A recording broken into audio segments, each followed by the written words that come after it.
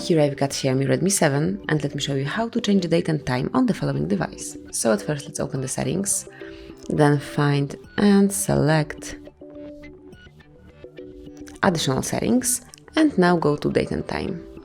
And here you can either have an automatic date and time or you can switch it off just by tapping on this switcher, and now you can set the date and time. Let's go back in time a bit manually by yourself. So now it's set up for 15th of March 2011 and the hour is 17 to 7.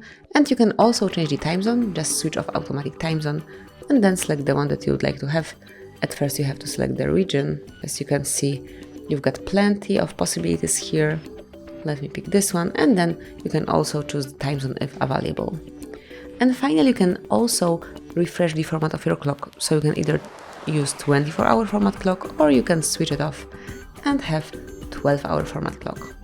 Then if you'd like to go back to the automatic setup, smoothly tap on all automatic taps and now you'll be back in automatic date and time and also time zone. So that would be all, so you can smoothly and easily change date and time in your device.